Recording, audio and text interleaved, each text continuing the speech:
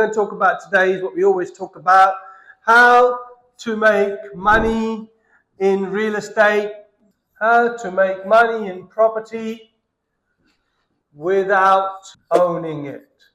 Right, how to make money in real estate without owning it. It's two ways that we do it. Number one is subleasing.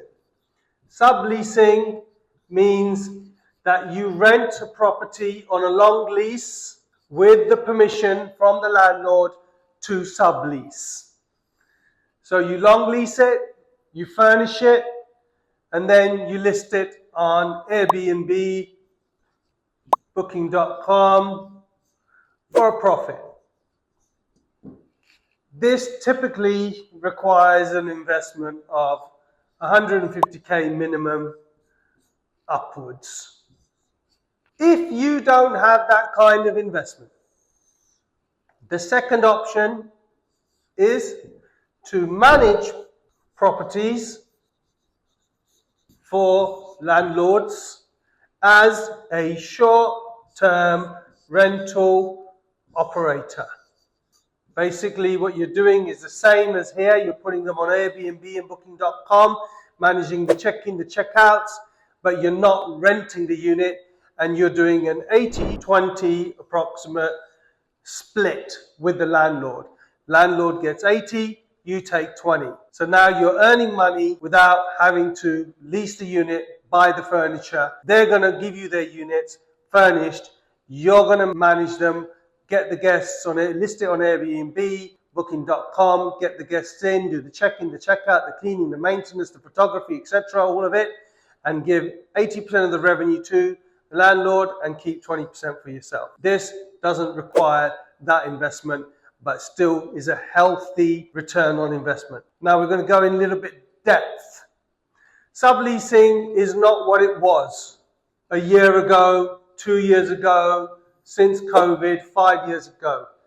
Every year that the long-term rents are going up and the number of hotel rooms that are available is going up and the number of Airbnbs are available are going up, and that means the average daily rate that you can sell those properties for is stable or going down. It's becoming harder and saturated and more difficult to make a profit in subleasing. And over the since COVID, the rents have been going up double figures. So 10% more every year. And since, the number of hotel rooms is, currently at 125,000 with, I think, another 50,000 on the way and being delivered every day. So more and more hotel rooms. Number of Airbnbs in the market is anything from 30 to 50,000 and going up year on year. And the average daily rate is not going up. It may be going down a little bit because the number of hotel rooms is increasing, so the competition is more. Number of Airbnbs is increasing, so the competition is more. And when you're subleasing, you're having to pay the higher rent because every year the rent's going up. So if the rent is going up and the average daily rate is going down, your profit is shrinking. So now it's even more difficult to make money in subleasing. You need to know what you're doing. You need to know how to find profitable properties.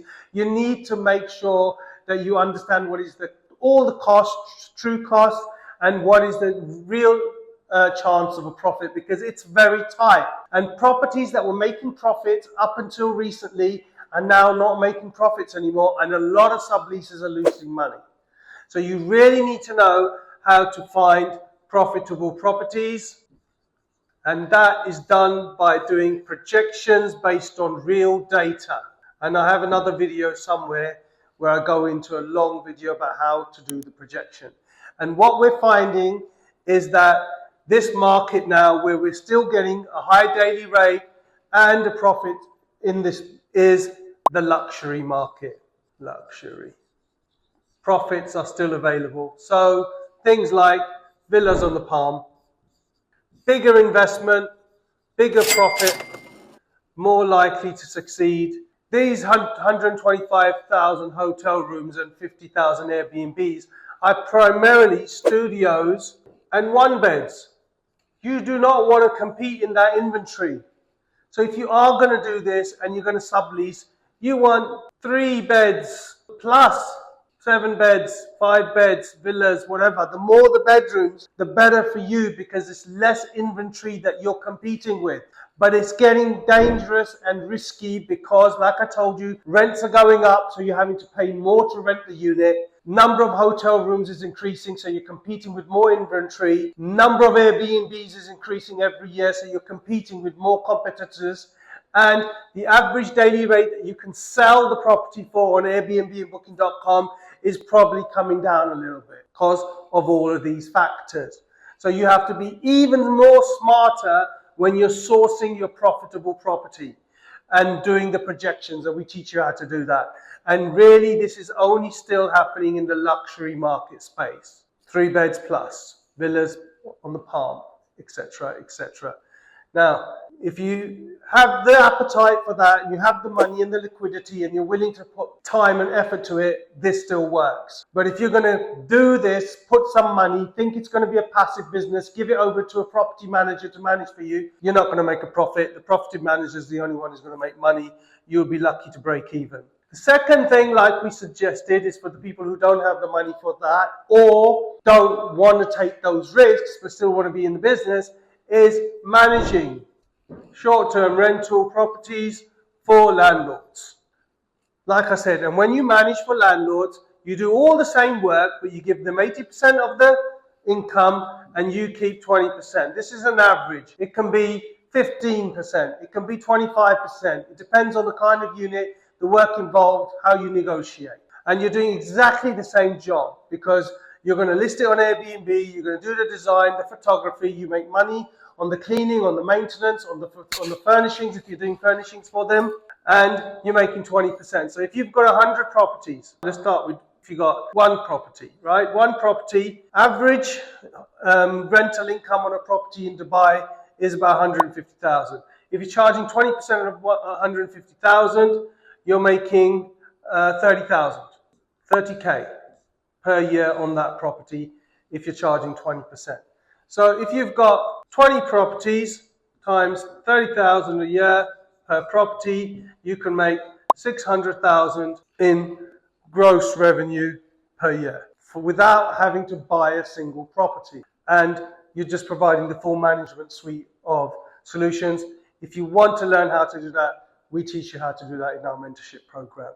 And it's far less risky because you don't own those properties, and if the rents go down or up, if there's a crisis, you're not paying to lease those properties. Your average daily rate on the property may go down, but it doesn't affect you because you're not paying any rents on those.